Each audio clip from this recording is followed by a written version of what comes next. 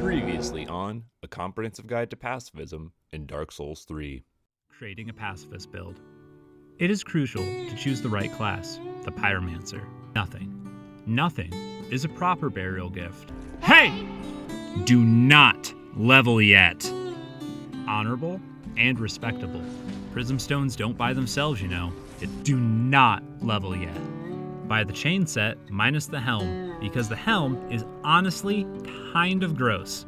Do not forget your talisman and jump to get some items without aggroing the hollows on the stairs. I use no password summons to progress the game. Pacifism thrives on jolly cooperation and a knowledgeable community. Use gestures and L1 spams, buy some prism stones, and sell some trash to craft memorable friendships. Though the Lothric Knights are hollow, they still hold a deep respect for the furniture of the castle. Use this for your advantage while slipping by. But you do sacrifice the ability to parry left-handed. Choose wisely. Take this moment to watch my strategies here. Do not get naked to mitigate fall damage. Use the shield and its pushback to clear the bonfire of any dogs that may have chased you. Your main strategy is avoidance. Be creative and practice with different pacifying methods. Don't try to look cool snagging a fading soul while being ambushed by thralls. Play it safe. Just focus on jumping across the gap. The thralls are notoriously deadly. First 5 levels will come from Yol, big hollows with bowls, and dogs. The second key of pacifism is patience. Taking the time to study enemy movements, patrol routes, and patterns will save you. When you die, make getting your bloodstain back a priority. Souls from enemies are a slow grind as a pacifist. A staple for this build. You will spend a lot of souls with Orbeck. The 6th step of becoming a better pacifist is to grind out 30 vertebra shackles for warmth. And with a breath of fresh air, I've acquired the 30th final vertebra shackle. Now I'm worthy of warmth. What a ride. What a journey. I can't wait to have 25 faith to use it. Welcome back to A Comprehensive Guide to Pacifism in Dark Souls 3, Episode 2.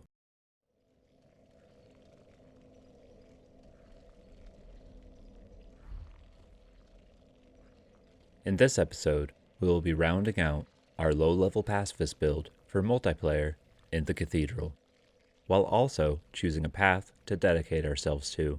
I like to call these the Cat Path and the Proper Path. Here in the Crucifixion Woods, it is imperative to stay low level and unupgraded while following the Heisel side quest. This will help you avoid level 25 plus 2 upgraded watchdogs and other invaders. You will need to be able to save embers for boss fights. One reason to keep bones or your dark sign in your quick bar is to check to see if they are grayed out and unusable. This means you are in the process of being invaded. Following the proper path means being invaded by Heisel twice. To activate Heisel's first appearance, hang out around the waters.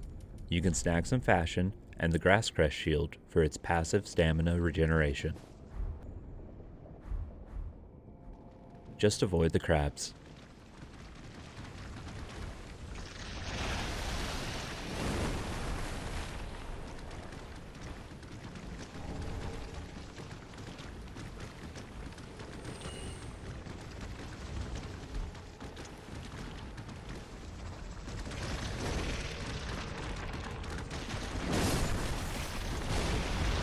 When Heisel invades, along with the Obscuring Ring, they will use spells from a distance.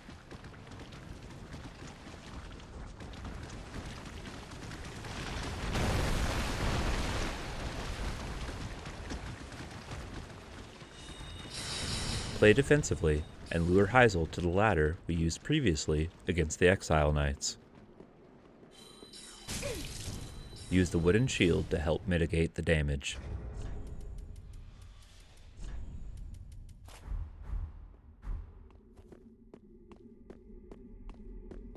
Wait around until your pacifism is too much to handle. Use the Force Miracle as needed.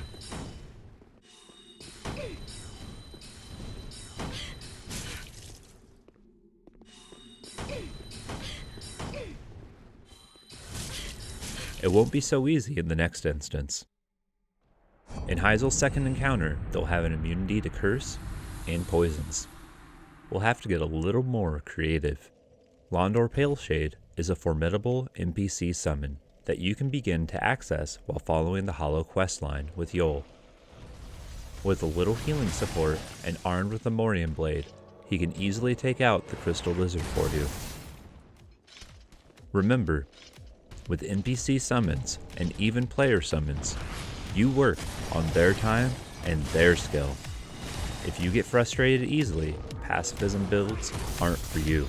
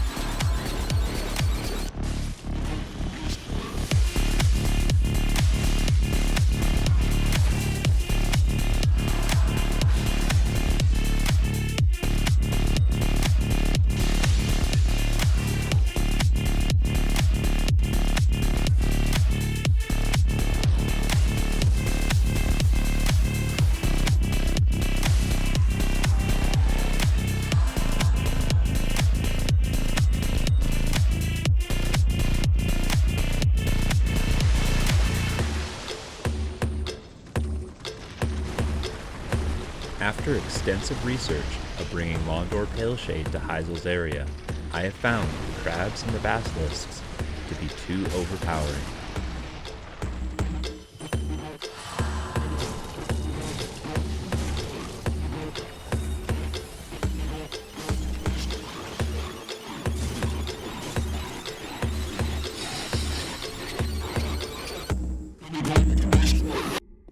I don't even want to talk about Egan.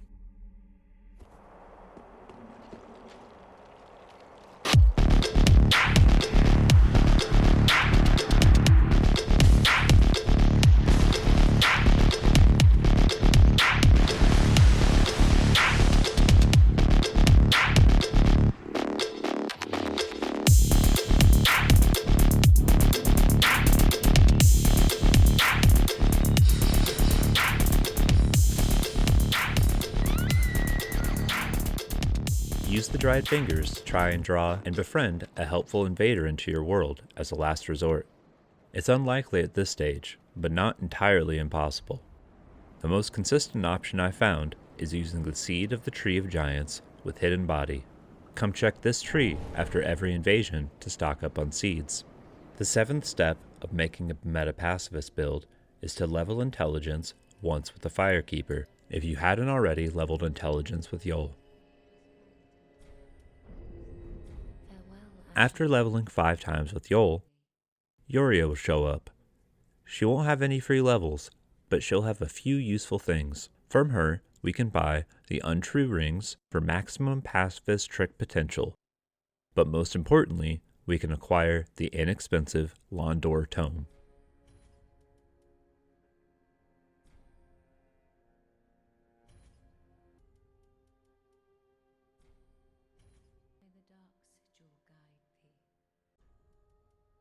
After you've gotten the seed from the tree, head to where the basilisks are to activate Heisel's second invasion. Use Hidden Body to keep the Elder Grue off of you while setting up Heisel's position. Use the seed at the right time and pray that the Elder Grue can overtake Heisel.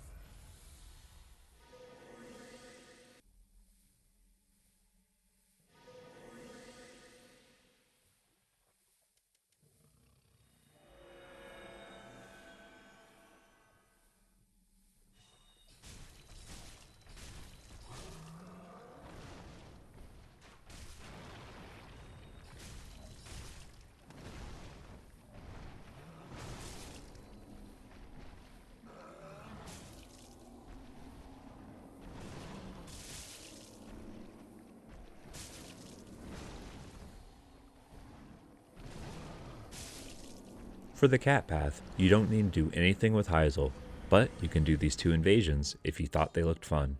We are now one step closer to the proper setup for a proper pacifist. Before the cursed tree or sage fight, you can make the choice to upgrade something to +1 to put yourself into a higher summoning tier. This will help you see summoning signs in the undead settlement. A shield, your cestus, chime, or talisman work fine. I chose to do the cestus because of my plan to infuse it with a blessed gem. Before summoning for the Greatwood tree fight, activate the boss first by rushing in and boning out.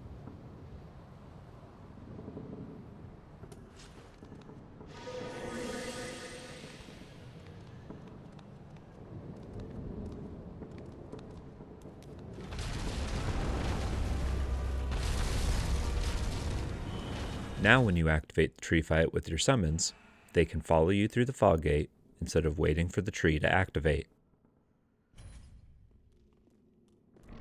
Use the rolling strats to stumble the hollows, keeping them off of your team. You can even use an alluring skull if you feel good about your stock, but it is not needed.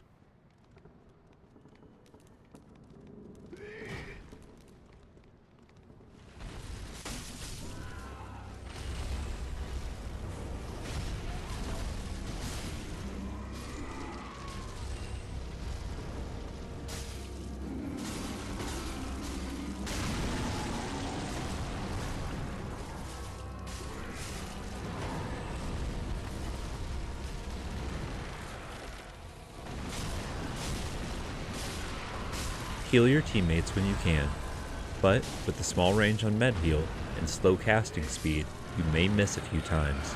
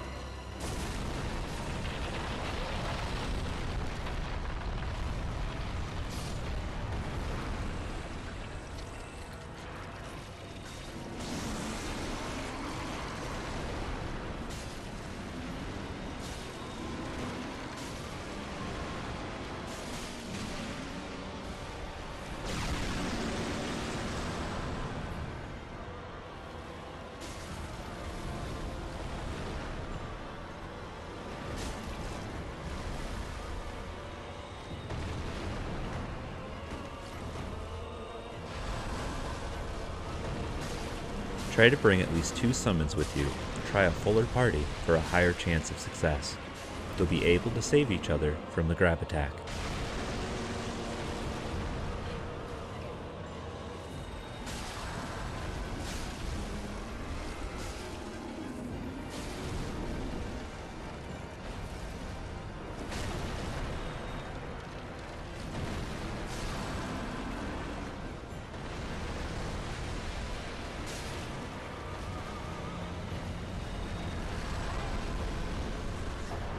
The transposing kiln is needed for making boss items. We'll need it to make stronger healing miracles later.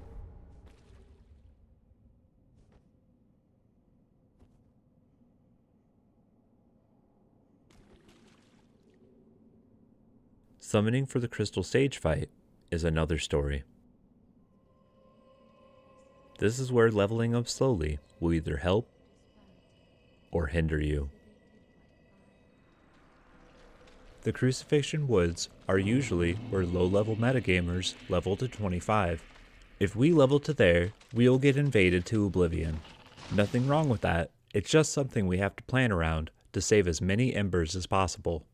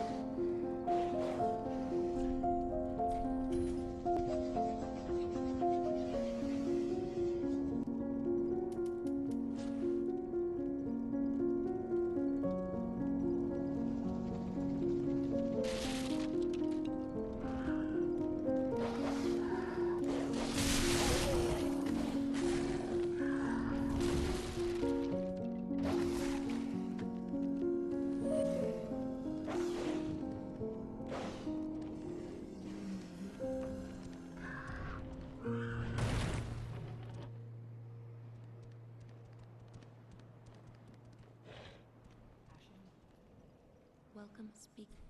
Very well. Then take note. My strategy was to level 2 times every couple of days of seeing no signs until finding them.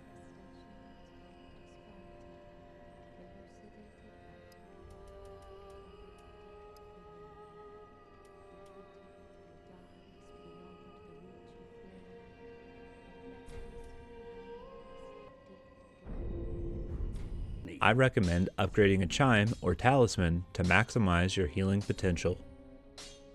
Prayer art on chimes can eliminate your need for multiple Estus flasks. I was lucky and found Greylat after a few days of searching and missing summon signs at level 20, weapon +2.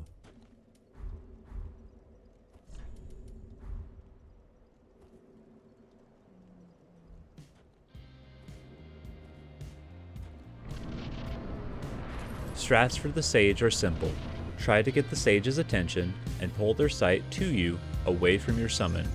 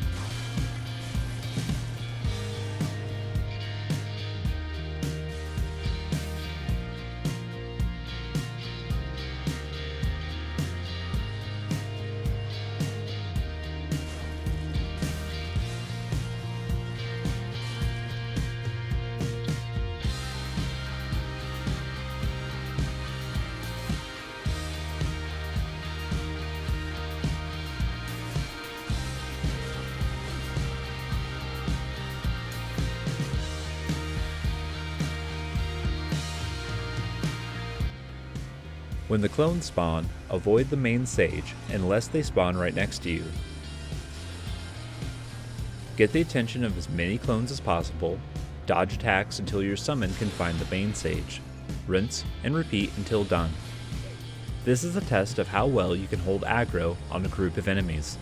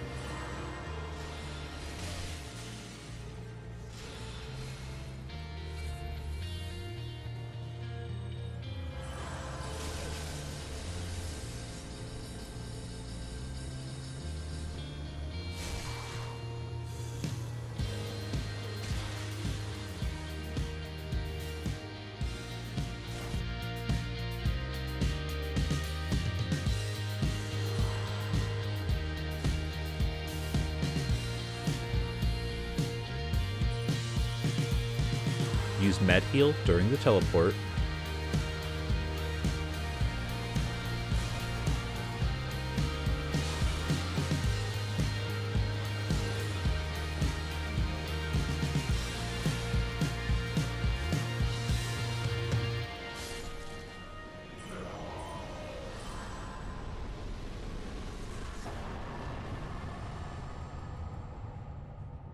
This fight is entirely possible with Egan alone, but it will make you question your sanity. I do not recommend it.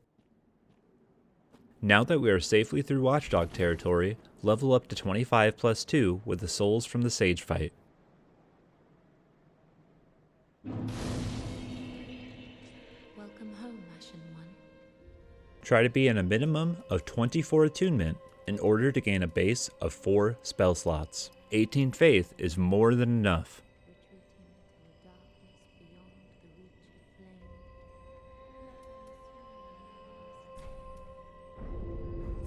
Farewell. Ashen One. May the flames guide. Don't forget to drop off the transposing kiln with Ludlith, and transpose the Sage Soul into the Crystal Sage Ropier for its passive item discovery. This will help you grind items in certain areas when equipped. Now, intra the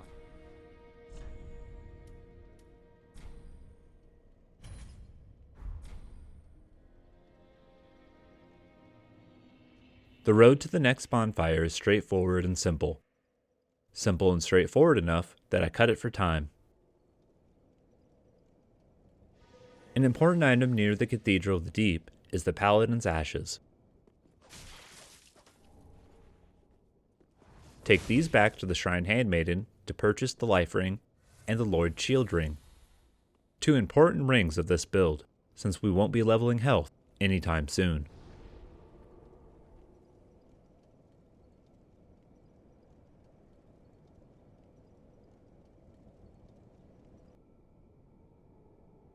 Use Hidden Body along with the Slumbering and Lingering Ring Dragon Crest double wombo combo to move past the bandit and the next area filled with the archers and the dogs.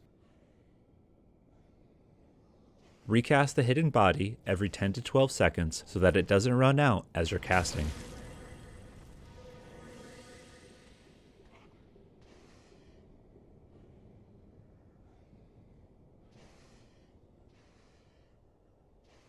Use an Alluring Skull if needed.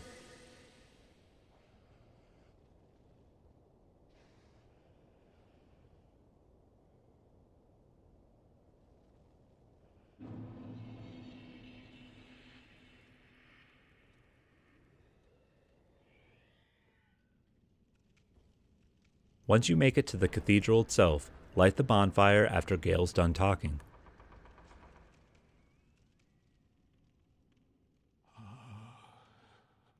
There are some very powerful pacifist items in the cathedral and the DLC to round out our already very solid low-level pacifist build.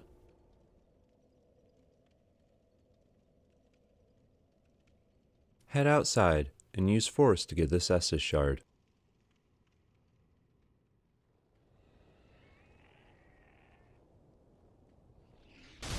Follow this route along the graveyard's left side.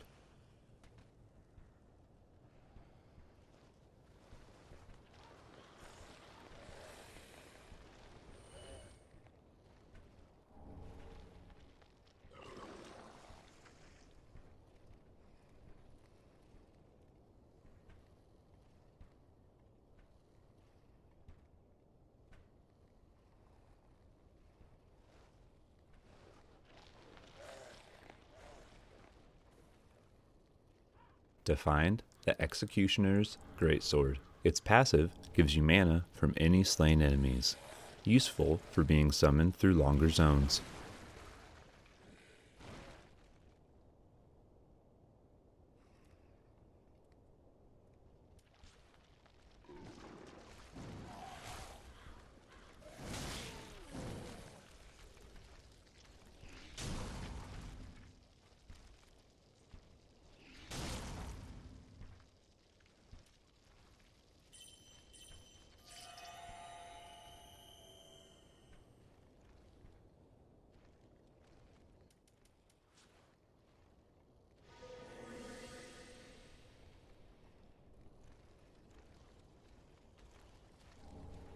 Get the undead bone ash near the giant's tree.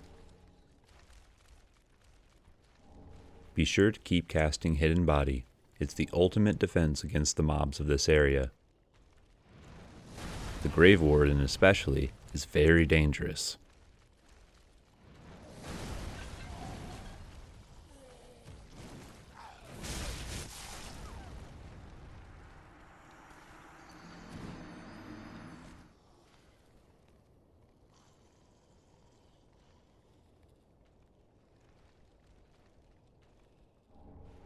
Take the ladder down behind the Curse Ward Great Shield and move past the leech monsters to get the Saint Tree Belvine Chime.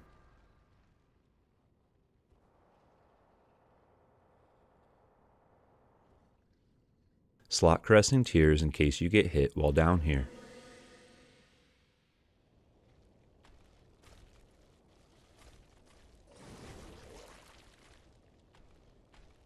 This chime shines when combined with the Sage Ring for its innate FCR boost.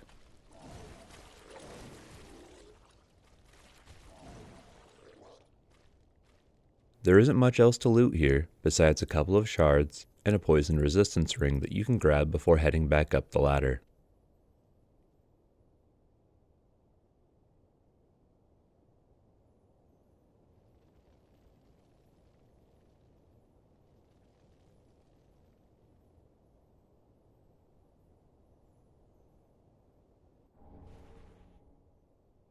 You'll find this to be a peaceful walk. Keep an eye on enemy positions, and keep a mental note for when you're farming as a White Phantom.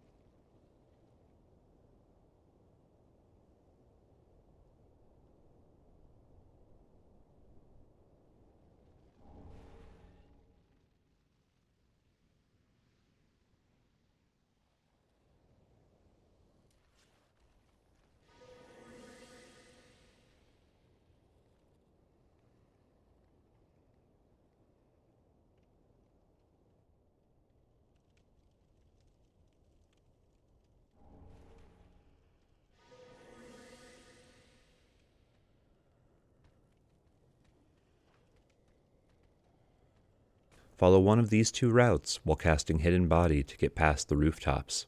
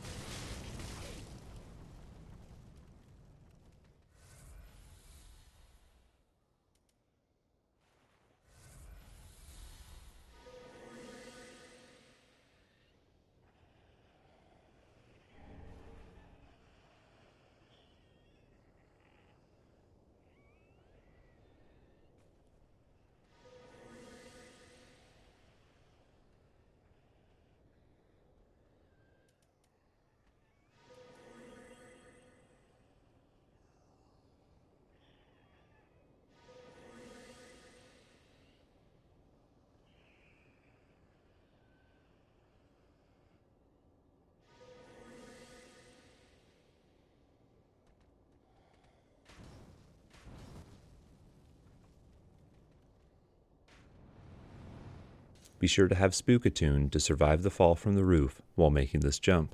If you aren't comfortable with this jump, you can easily drop down the right side and Hidden Body your way past.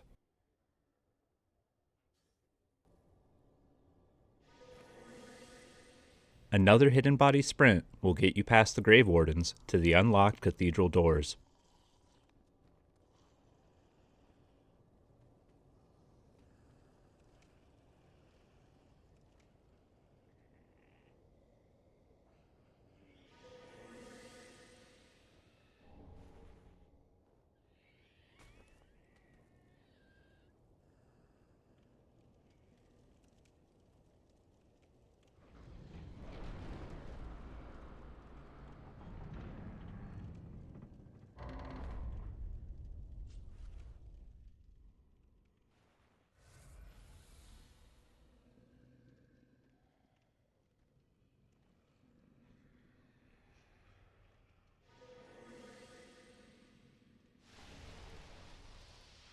Finally, inside the cathedral, there is an elevator that leads back to the bonfire if needed.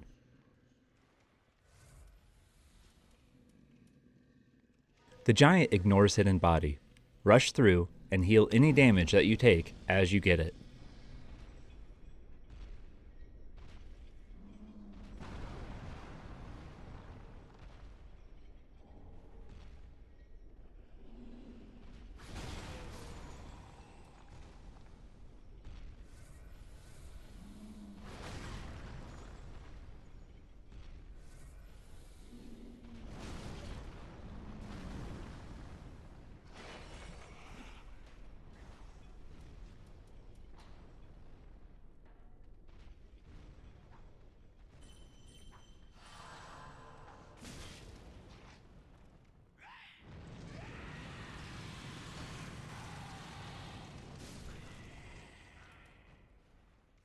Use the Undead Hunter charm on this chest to passively acquire the Deep Braille Tome.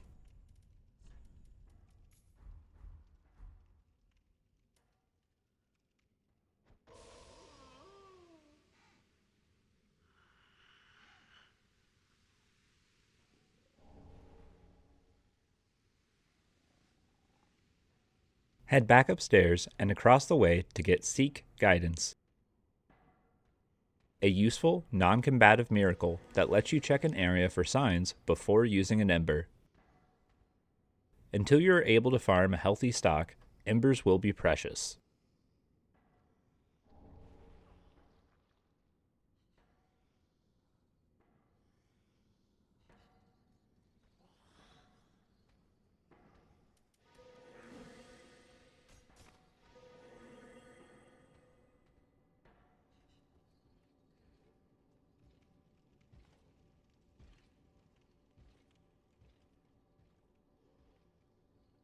Head towards the giant we dealt with earlier for some fashion. Use the dagger's art to trudge through the sludge quicker.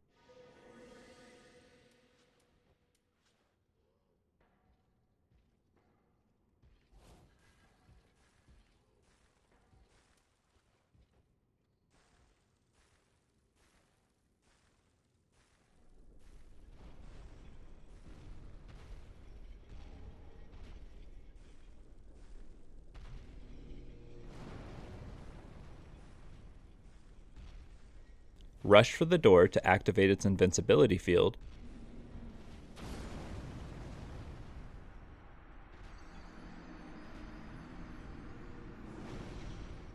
If you happen to die, use Spook to negate fall damage getting back to this point.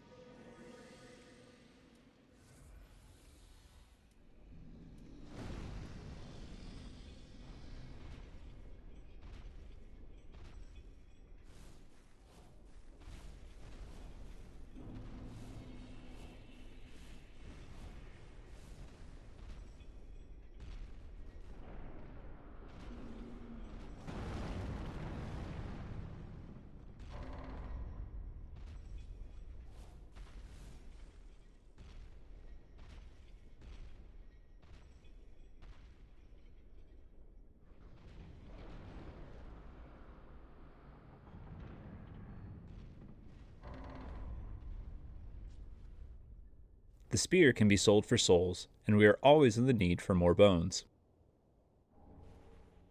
If you've aggroed a mob like thralls, try to make some distance and quickly cast Hidden Body. You might be able to slip away.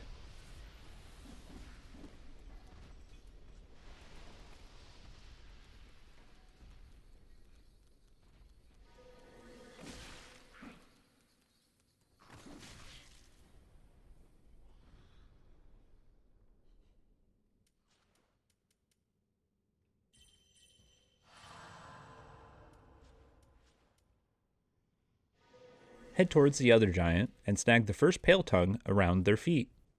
There's also a soul here, some heavier fashion, and some other trash. Get them at your own risk.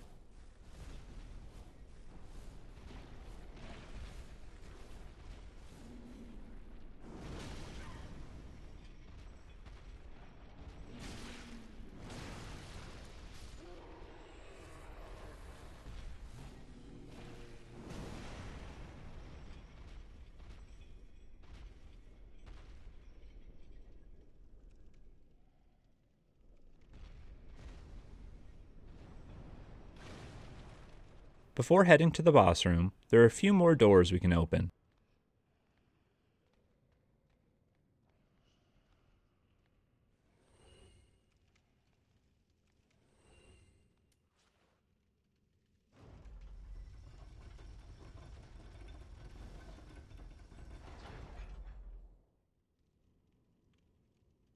But before we open these doors, we should take care of something first.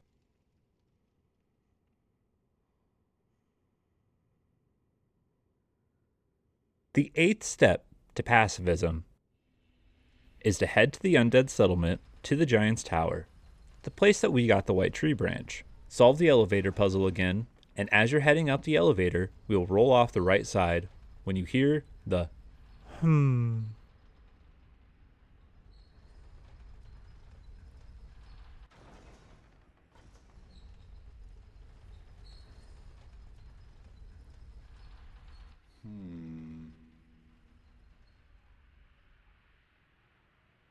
Ignore Siege Word for now, and run down to the fire demon to get him to attack. No, you should have waited. Well, it's too late now. I, Siegward of the Knights of Katarina, fight by your side. Ah!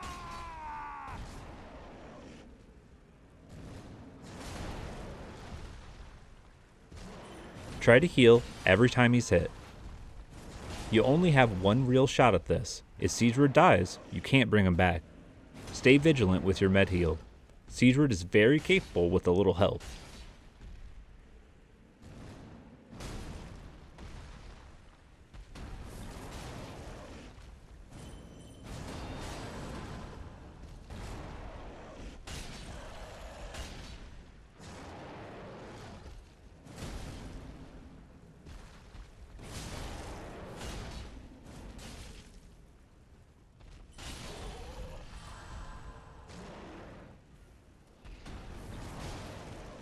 Here, you see me try to relieve the aggression from Siegeward using Atonement. You can also see it doesn't do anything. Focus on healing, and you'll get out alive.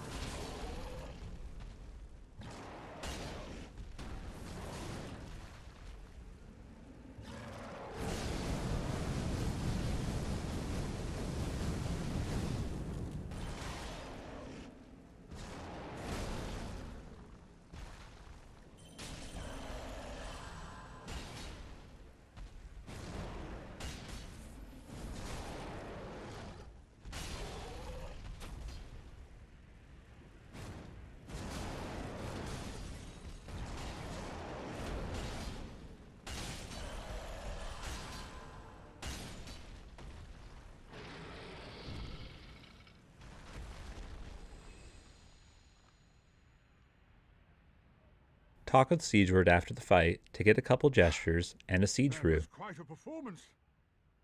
But you mustn't get in over your head. Moving him along to the next location in the cathedral.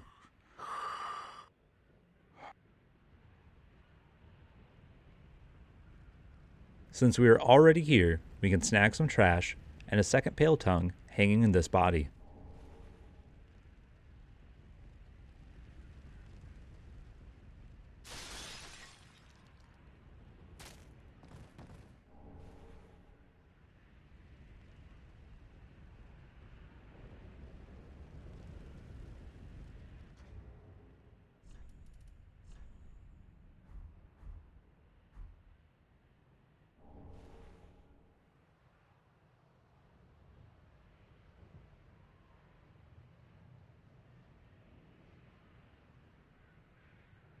Run down the left side of this hall, going both ways to avoid the cages. Do not use an alluring skull with the dogs. Run past them. You have enough time to grab the chest.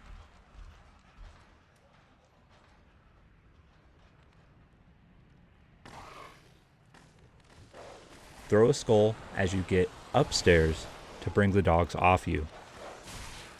Sprint past the evangelists to activate their aggro, having them run towards the skull, giving you enough time to get outside and to the roof.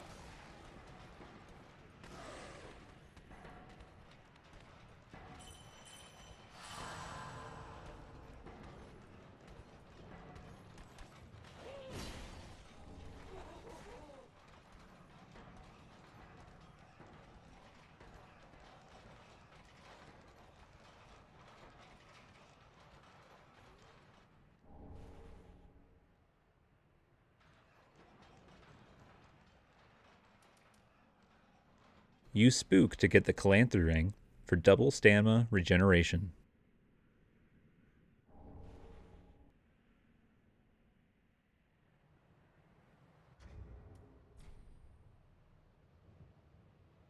After that's done, we can now head back and open the shortcut door in the cathedral.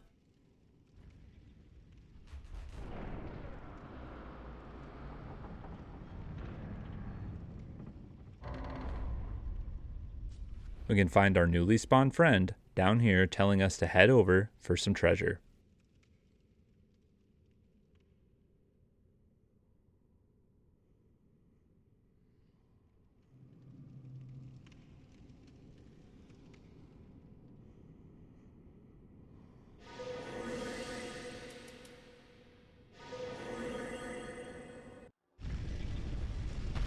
Good thing we casted Spook.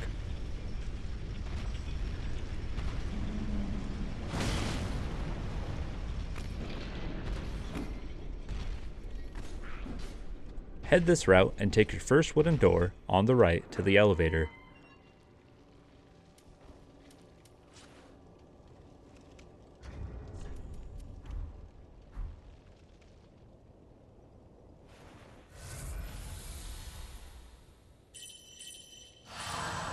Only do this after activating the bridge cutscene with fake Siegeford.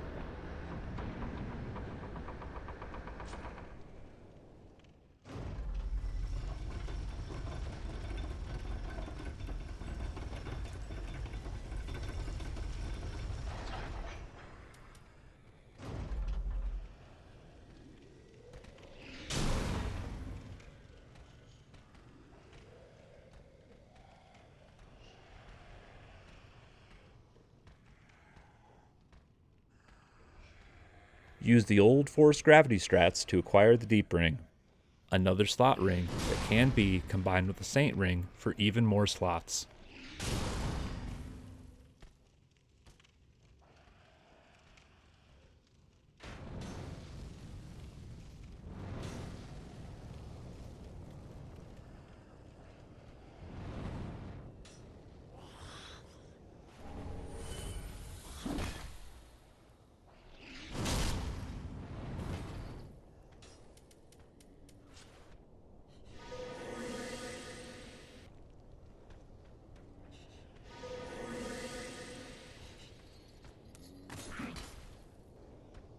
Sneak by the hollows and snag the Arbalist.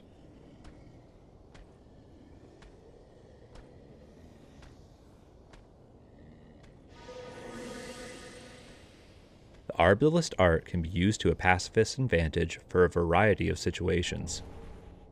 The tackle art causes a short burst stumble similar to a kick.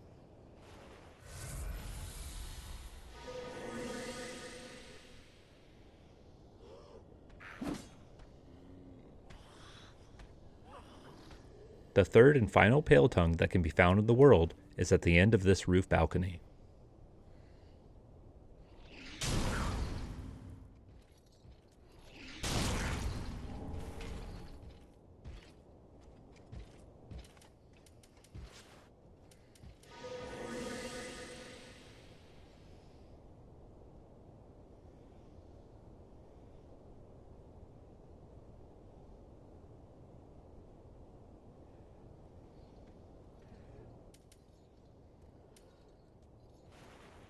Head into the cathedral along the rafters.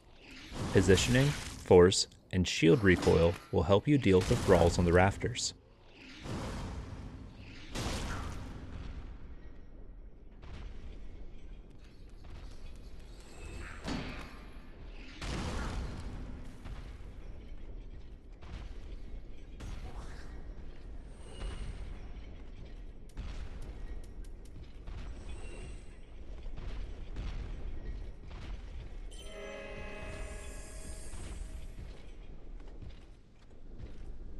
Use Hidden Body to slip past the Cathedral Knight and get your first Blessed Gem.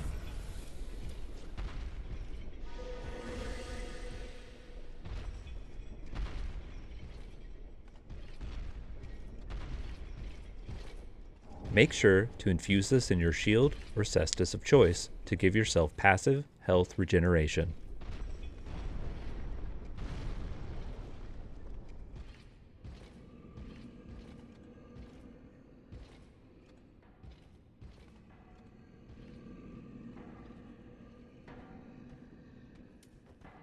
slip past, or try to influence the Cathedral Knight's fall. Be aware, these are advanced pacifist tactics. Knowing the proper spacing and timing needed takes certain skill and finesse.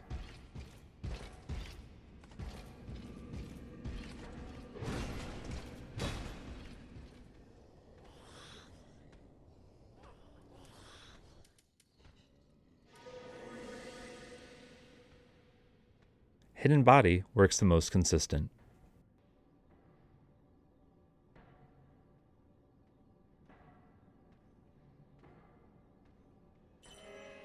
Use Force, or the Arbalist art, to push the Man-Worm slug away so that you can talk privately with Patches.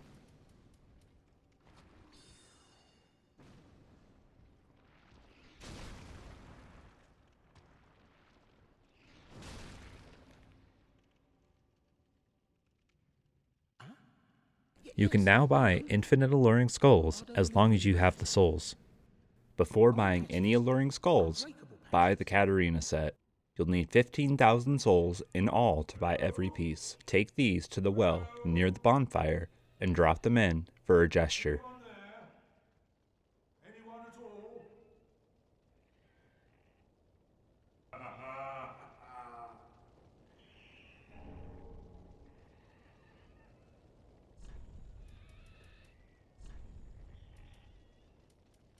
If you're low on souls, farm the area with the White Phantom summon sign.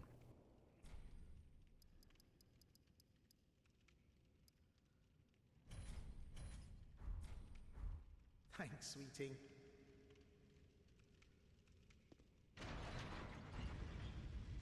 Head upstairs past the Slugman worms and use the door's protective power to get through to Rosaria's bonfire.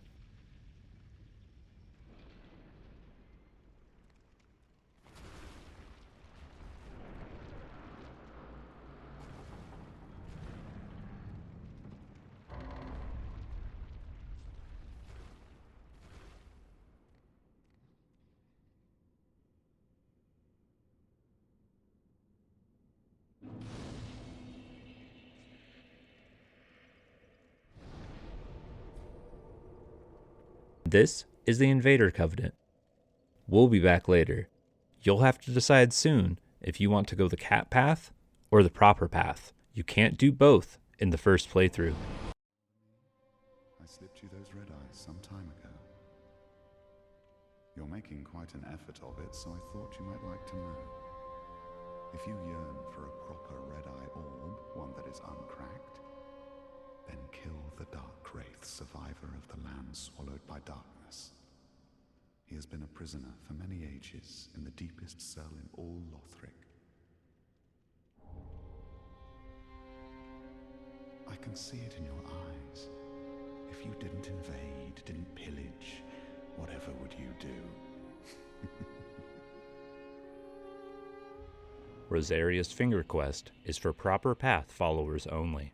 Talk to Ringfinger with a pale tongue on you, and he'll give you the lift chamber key. Then head to the second bonfire of the High Wall of Lothric.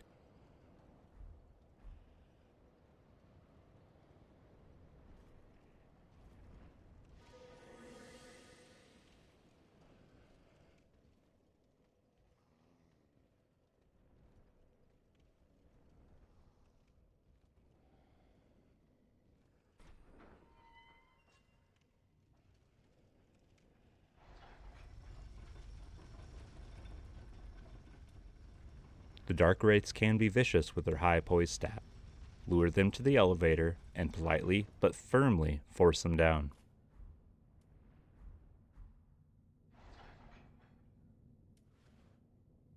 It may take a few tries.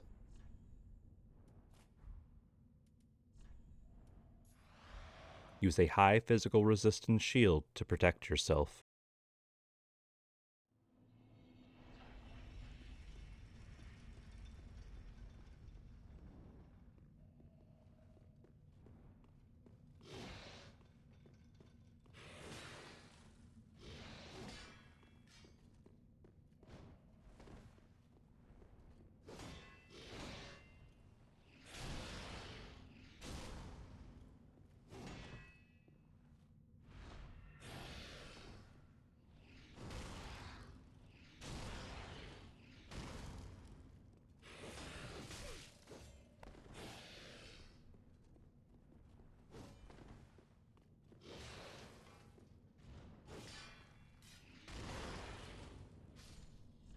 In return for your efforts, you'll receive the Red Eye Invader Orb.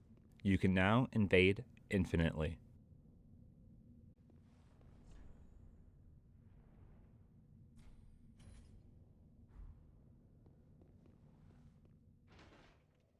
Here are some invasion tricks while farming Pale Tongues. Be friendly. 99% of the time, hosts and other summons will know you're waiting to mess with them, attacking you immediately.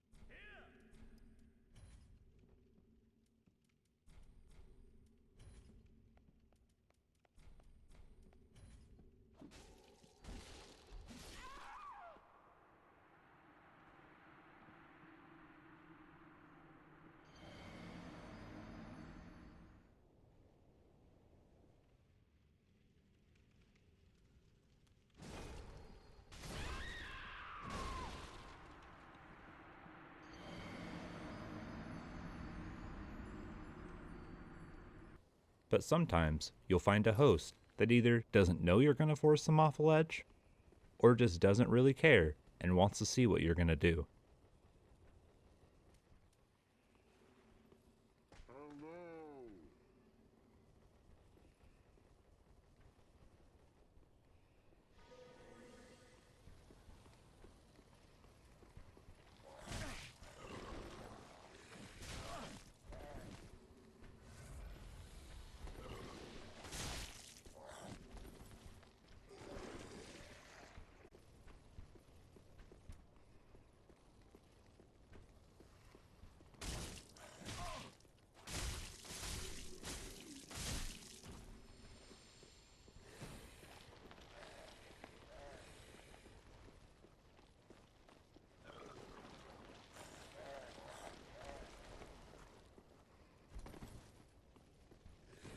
This first bridge is a prime force spot. Do not be too eager if your positioning does not line up.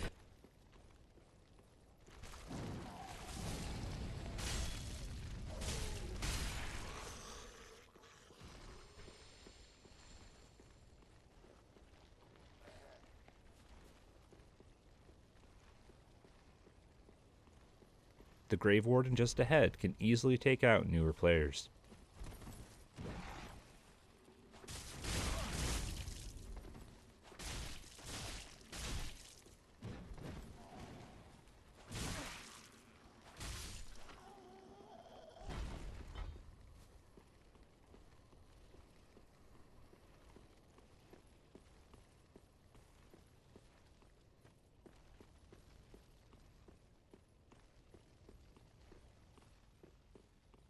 My most consistent force spot is this ladder. Wait to time your force for when they come out of the ladder kick animation, giving them little time to react.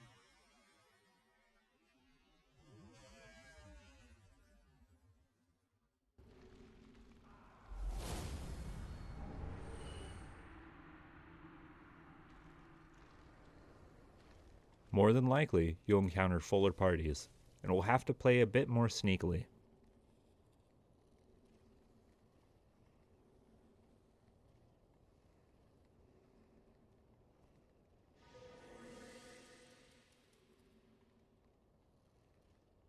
This is when Hidden Body and the White Phantom Ring will come into play. When combined, you can appear like a gray phantom to the untrained eye.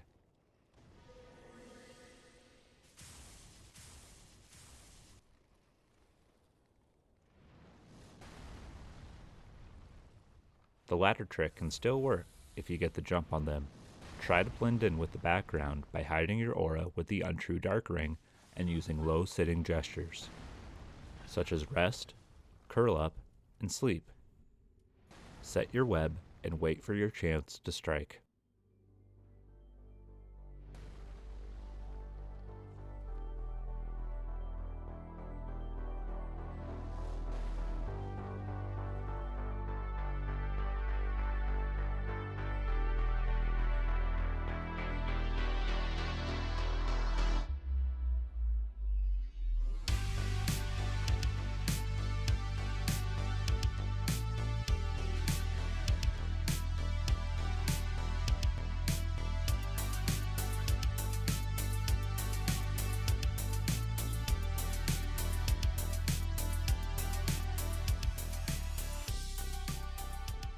I personally have a soft spot for cosplay characters and tend to play along.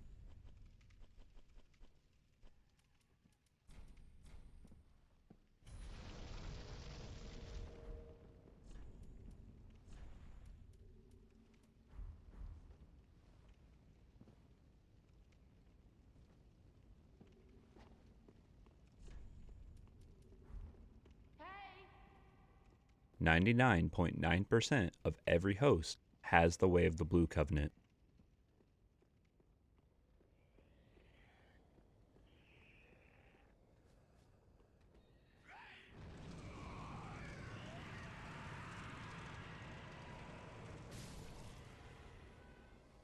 Use this to your advantage and try to farm the blue sentinels and dark moons for double tongues.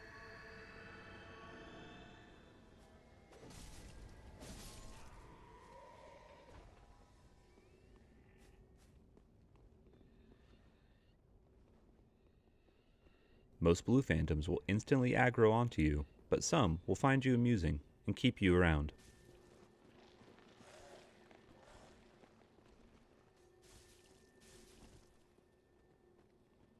If the host has used a dried finger, you can get lucky with a capable invader that can take on the blues.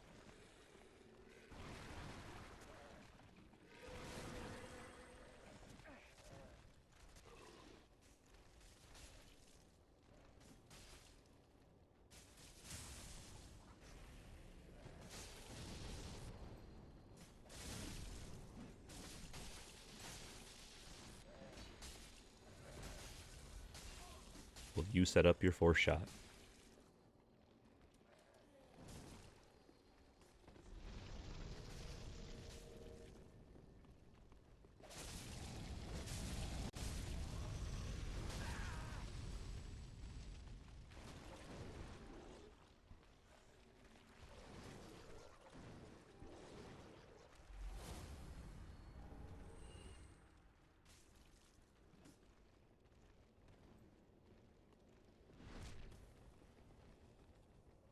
Sometimes invasions can last a while. This singular invasion netted me 5 pale tongues. The first dual tongue, when I spawned in,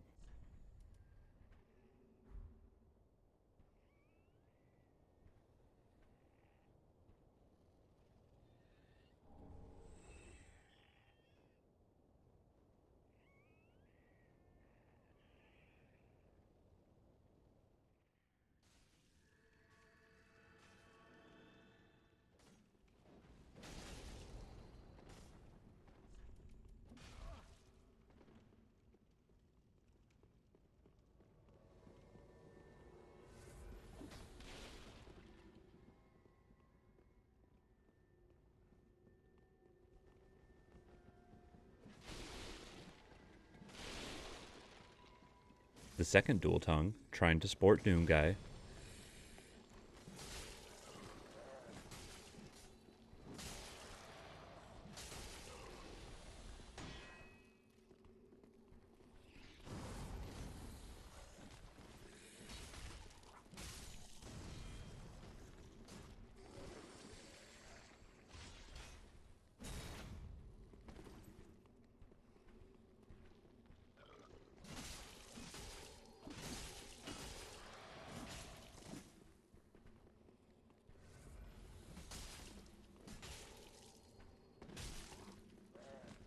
you cannot heal fellow invaders unless you use Warm.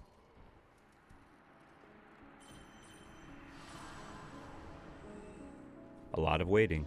The host rallies to press into the graveyard.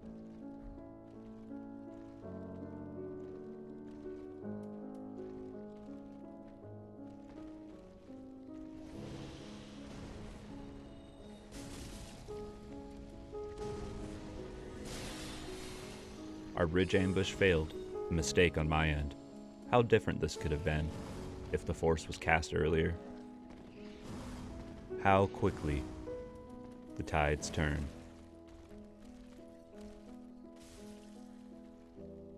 Split up, we scramble to set up a defense at another choke point.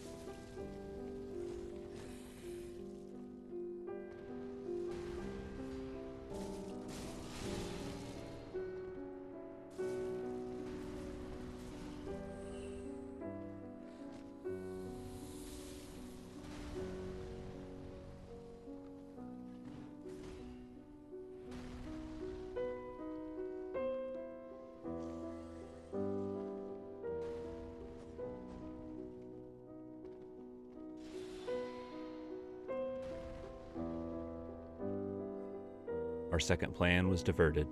We are now on the hunt.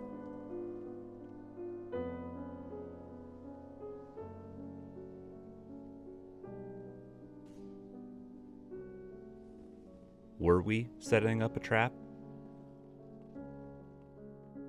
Or were we falling right into one?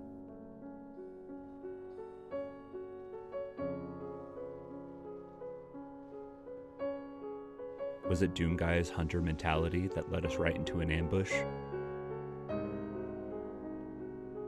Or my foolish idea to go along with it?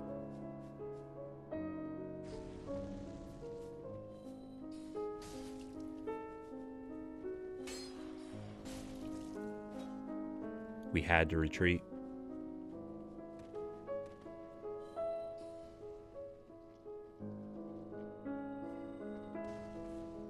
I ran for the ladder.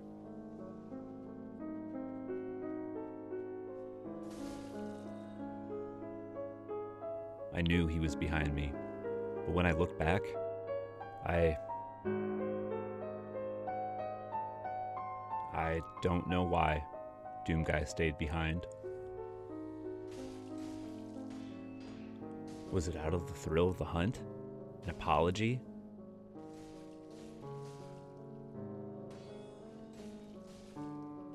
Or was it a more noble reason to sacrifice himself, to let me save this invasion?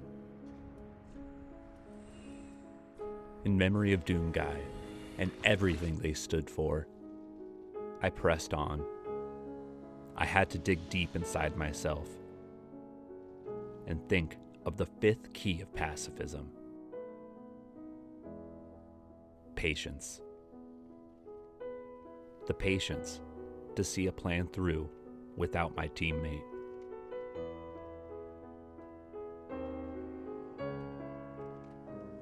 I had to hide, pray,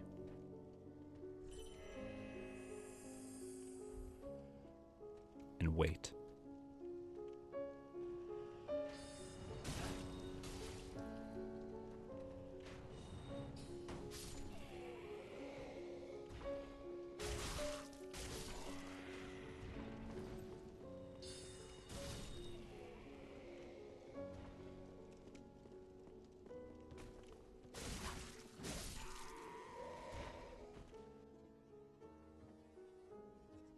A fitting end to Grey Rat, destroyed by the very gesture he taught me.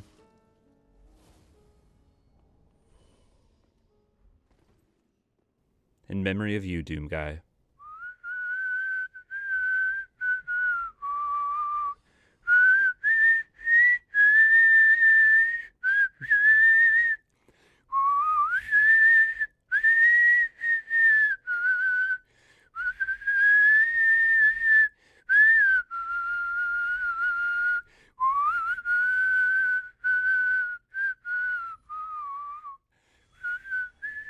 Now you can offer 10 Pale Tongues to Rosaria to acquire the Obscuring Ring. Doing this activates Heisel as a White Phantom summon in Farron Keep, near the Slug House, where you got the Bone Ash.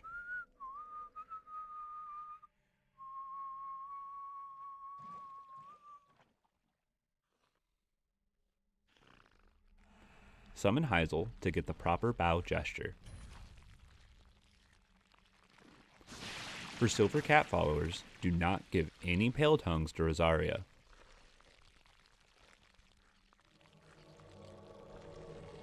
We will go over your route in more detail in a later episode. Feel free to invade, but do not give any tongues to Rosaria, or you will make Ceres dislike you.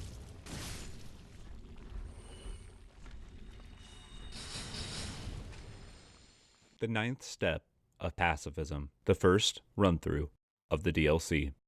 Talk to Gale to begin your first run-through of the Ariandel painting. Thank you. They of ash never fail. Just a moment, then. The painting of Ariandel. Well, rotted scrap of it, that is. Go on. Take it. Touch it.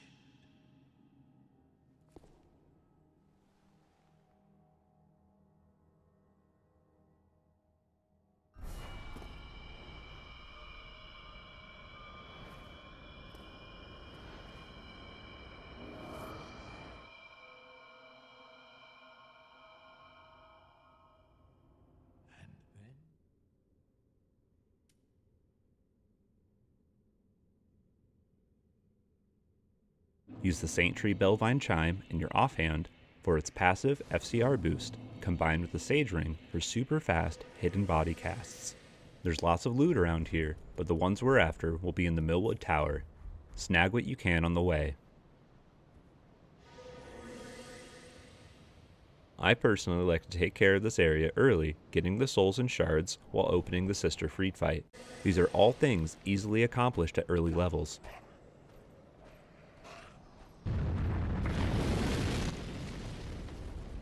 Use Hidden Body or Luring Skulls now that you have plenty to get past the wolves.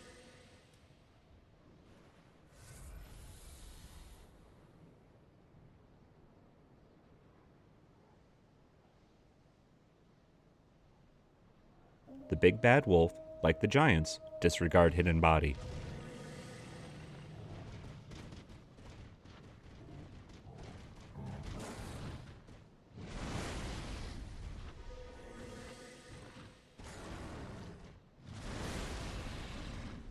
Sprint for this broken structure to make distance.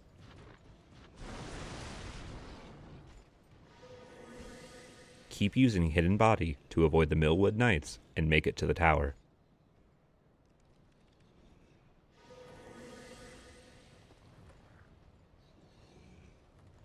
Sneakily climb the tower using the Slumbering Lingering Hidden Body combo to loot some heavier souls, Captain's Ashes, and the Millwood Battle Axe.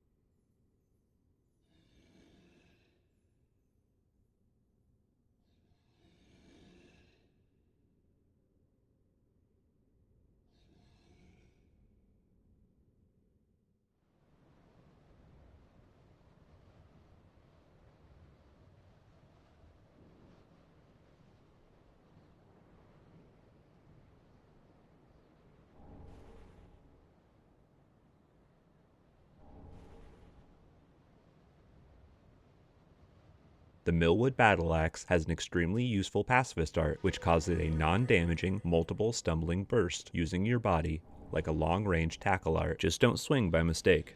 Take a bone or dark sign back, or continue to the next bonfire.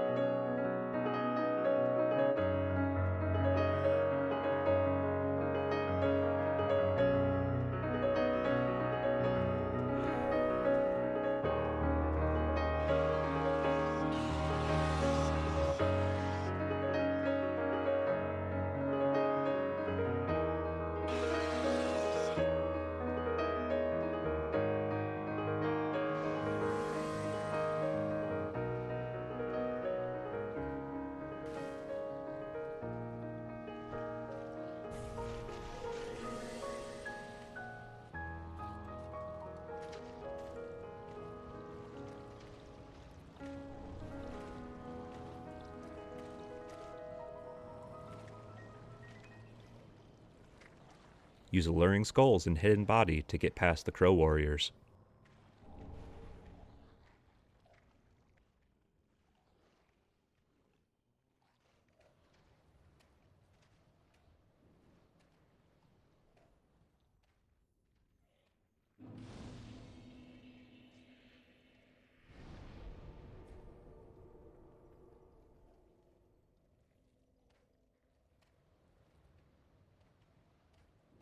Inside the village, drop on this side of the bridge behind the house with the ember inside to get our first simple gem.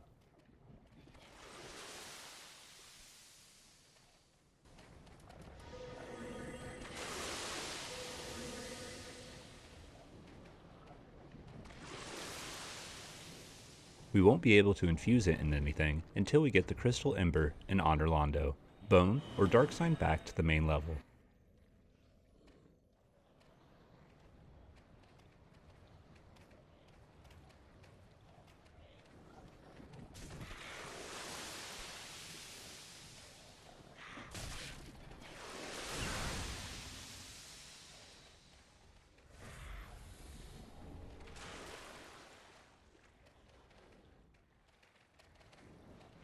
Use hidden body to help you make this jump less pressing as the crow warrior approaches.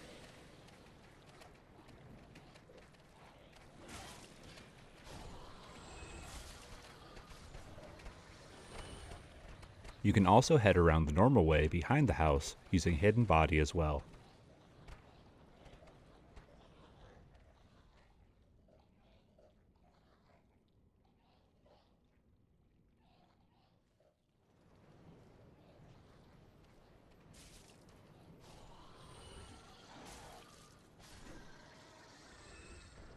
There's nothing important inside the small church besides a soul on the rafters.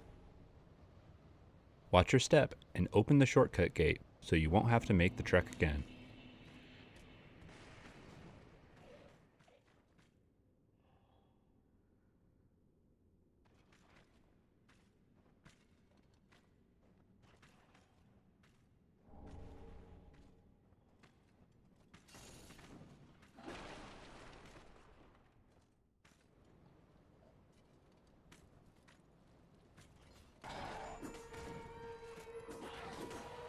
If you have a crow on your tail, use the quit out strategy to reset the mob's position after opening the shortcut.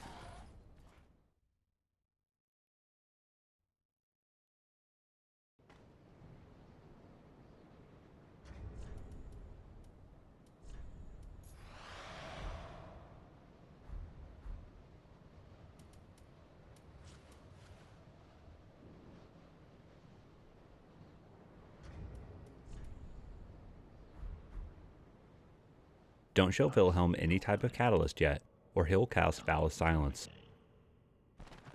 Every fleeing man must be caught. Every secret must be unearthed. Such is the conceit of the self-proclaimed seeker of truth. But in the end, you lack the stomach for the agony that you'll bring upon yourself. Lead them to the graves outside.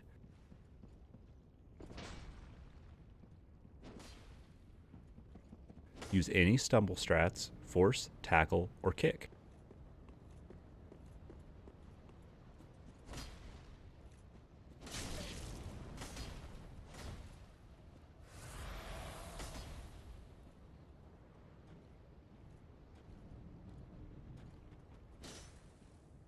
Sometimes he'll just respect you enough and ledge himself.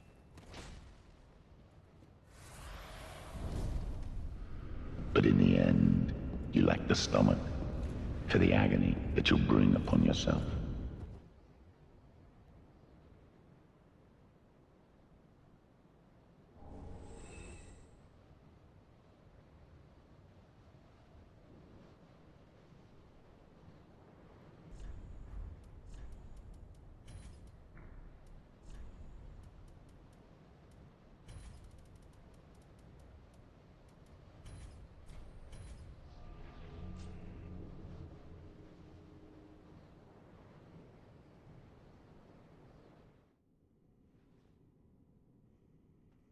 Hit the lever and take the stairs to get to the next bonfire.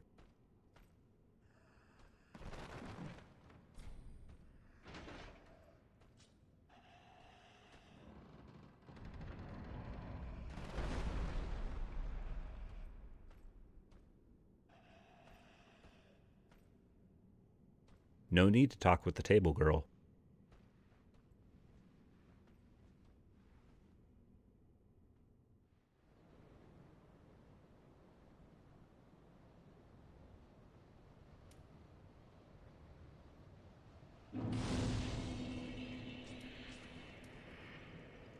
Just one more little jaunt until we get to the place we need to be. This area is full of hollow Vikings. They are extremely deadly at our level. Use hidden body to avoid them while moving through the area, picking up what loot you can. Wear the right ring setup to maximize your survivability, or hidden body longevity.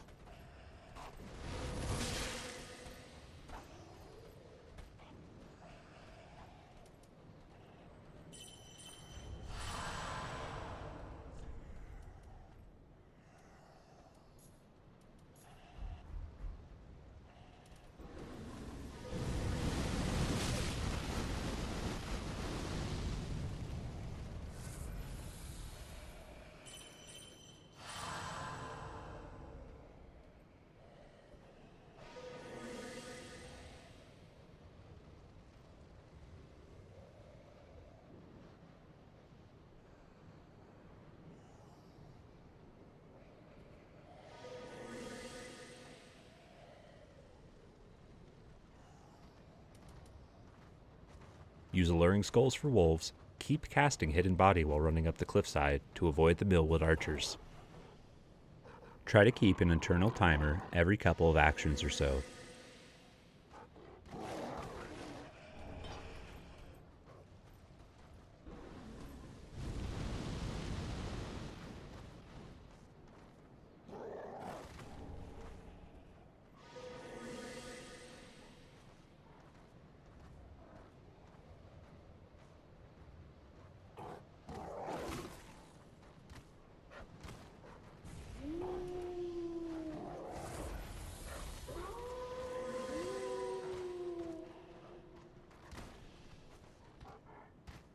Sprint past the Millwood Knights and unlock the log shortcuts before heading into the chapel basement.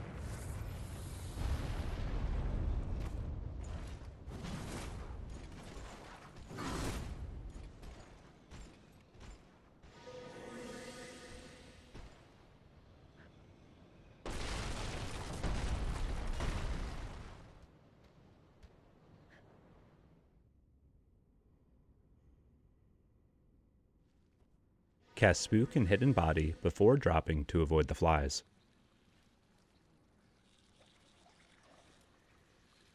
Drop where the dung pie is on the wooden beam and run straight ahead to the lever. Flies will start to drop around you. Decide on your route during the cutscene. Run to the wall you're facing to find a way out, or search for fashion and loot. Always choose fashion and honor. Dying is just a free dark sign anyways. Always risk it for every biscuit.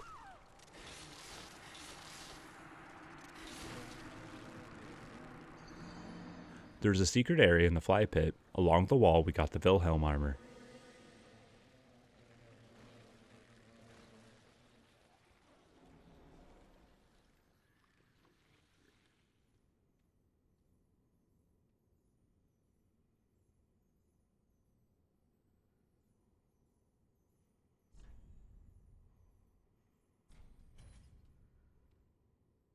Use Spook to negate the fall damage while dropping down to the Pyromancer invasion fight.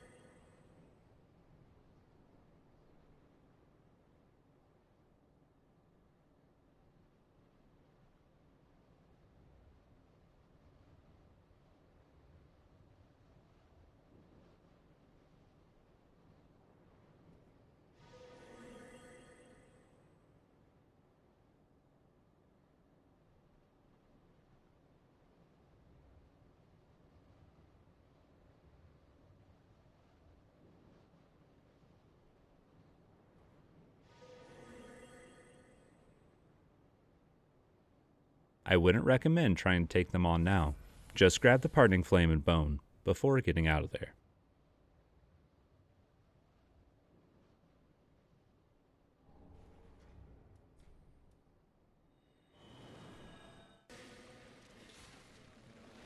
You'll need to find the illusionary wall to head back upstairs from the pit. Travel across the pit, to the stairs, up to Sister Freed's chapel.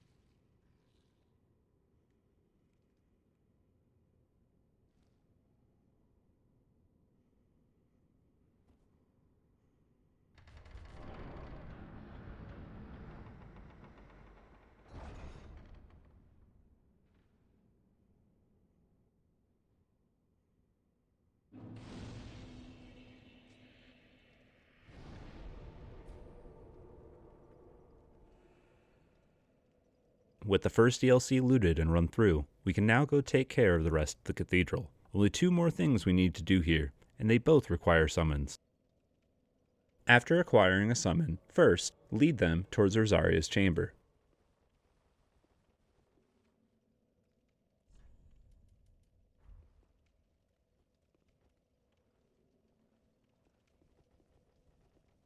And have them defeat the furthest manslugworm caster to acquire the red sign soapstone.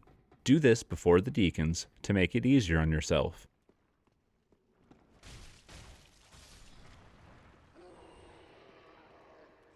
This can also be accomplished by summoning an invader and using a seed of the Tree of Giants.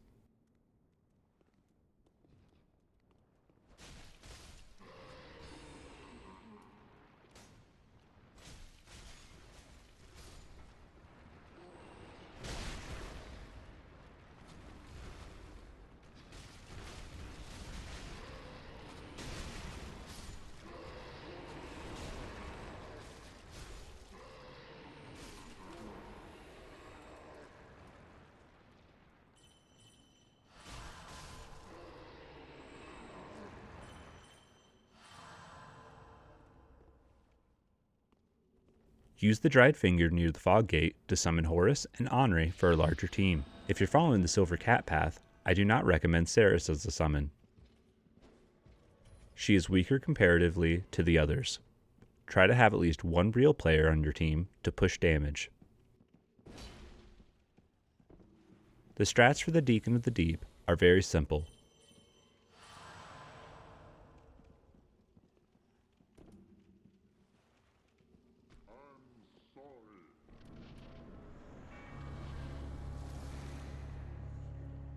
Avoid the large groups.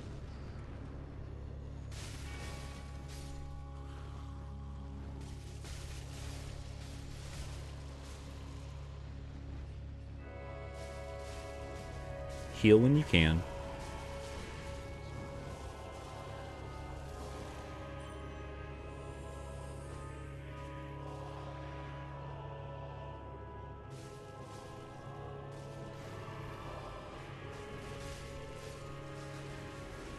Direct attention to the one your summon should be going after.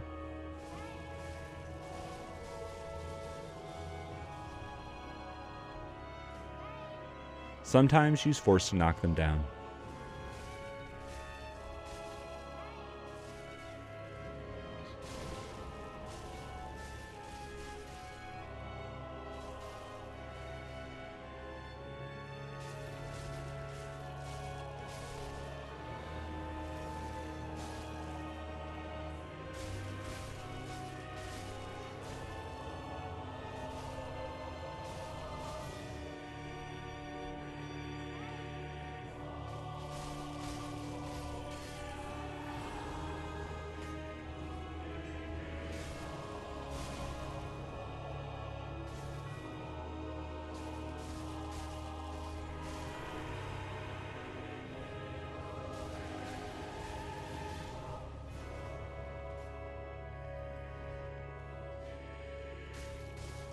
Use luring skulls during the second phase to move the adds away from the leader.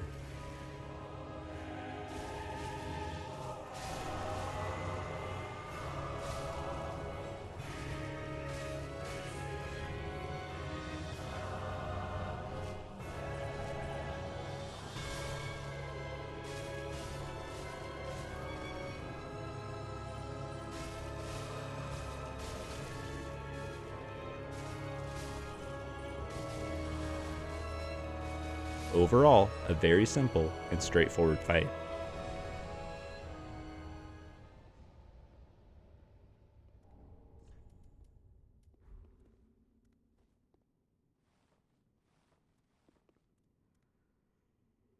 Afterwards, you should have enough souls to purchase the tower key from the Shrine Handmaiden, if you haven't farmed it out already.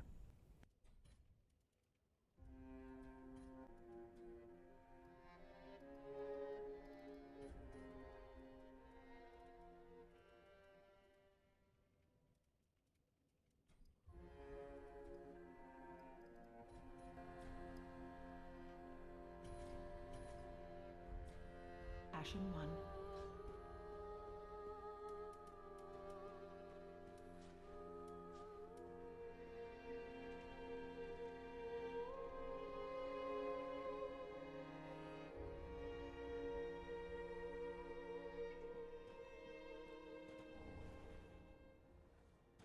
And trade any items with Snuggly. You should have enough resources to get all the carvings.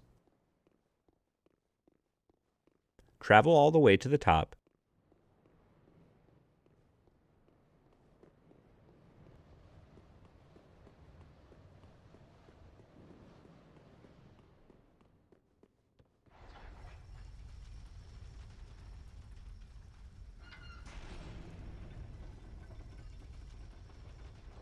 And back down to get patches to move.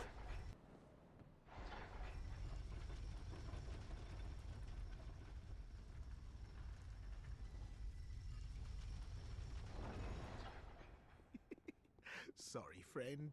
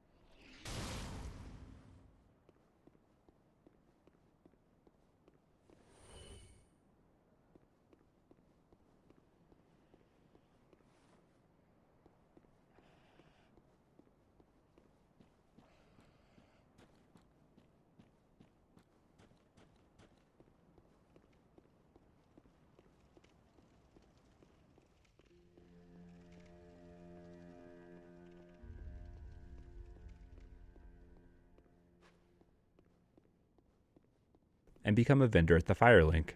Keep purchasing and stocking up on alluring skulls. Look, you're alive. Now, hold your horses. Let's have a nice talk about this. I'll come clean. I did you wrong. I didn't mean it, though. Not one bit. You get these urges, running the business and all, and I hate myself for it. I do. You know what I mean. Terrible, really.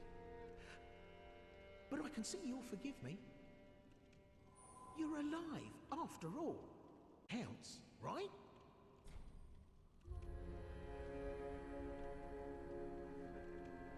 Oh, fantastic.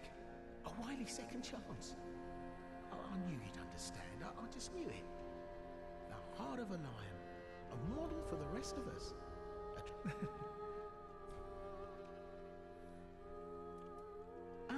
I see you've made re-wrap. The slinking doubtless as well.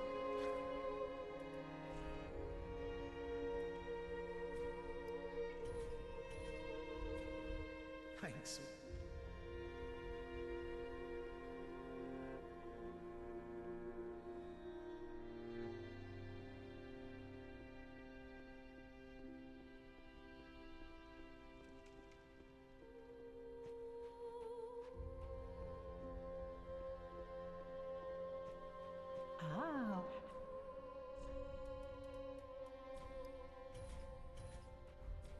Ashen one, be sure.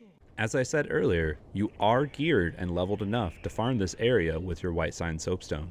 Instead of being a Mad Phantom, your goal should be pure soul collection in order to purchase the Tower Key, Katarina set, a hefty amount of Alluring Skulls, and any miracles from Arena that you haven't purchased yet. Wear the Executioner's Sword on your back for some added fashion, and to be sure that you have enough mana for the whole level.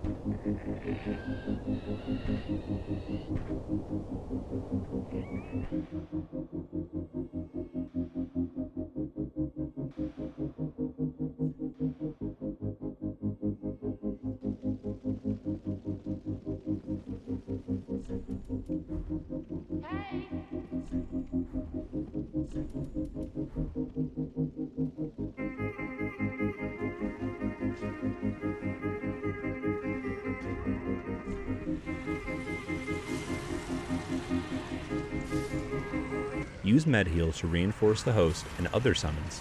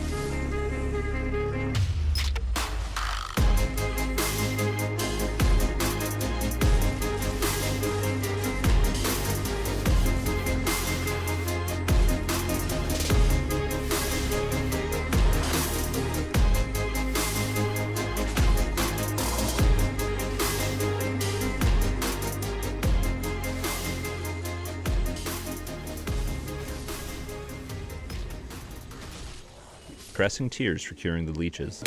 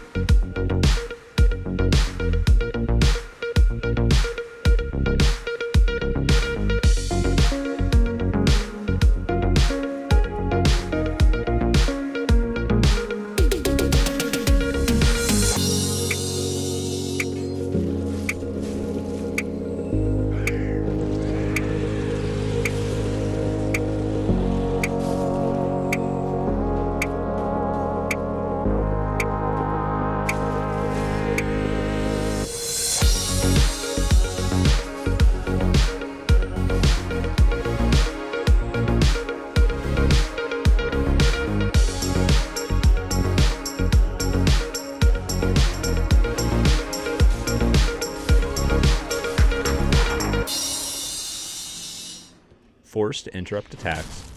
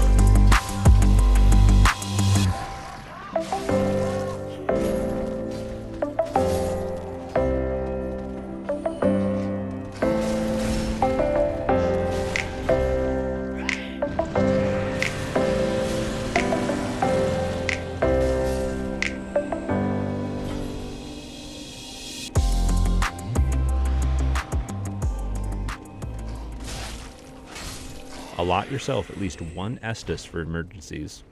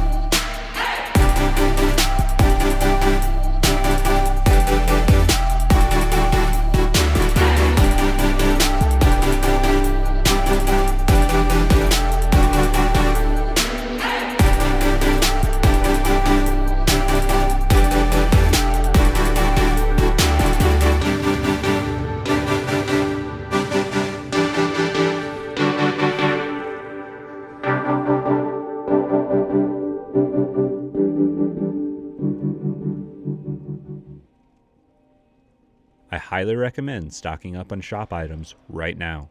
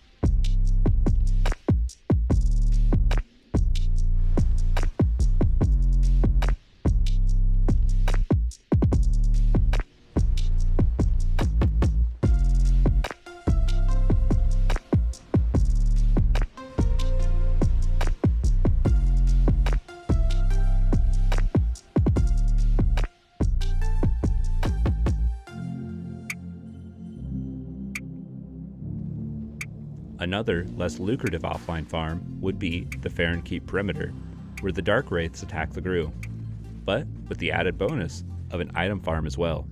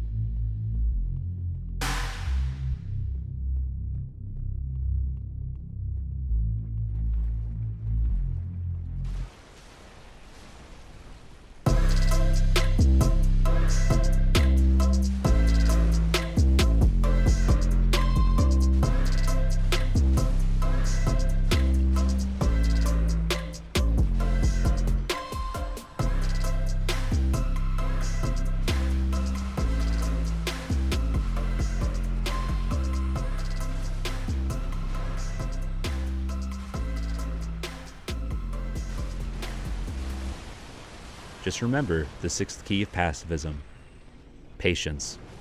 The patience to guide and support. The patience to earn.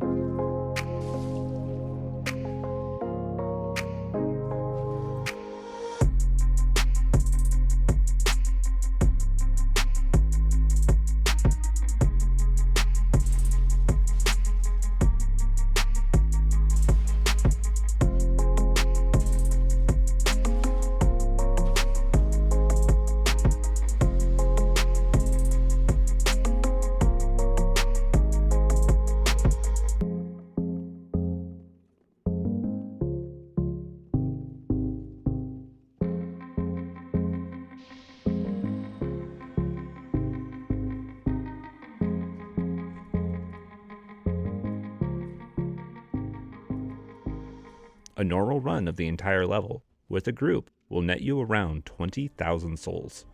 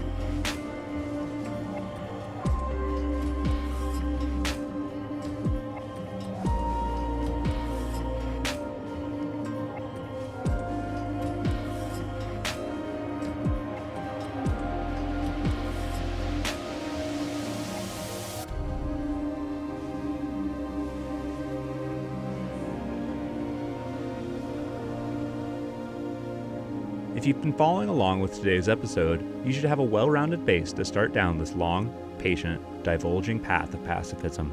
Which will you choose? Choose the cat path or the proper path?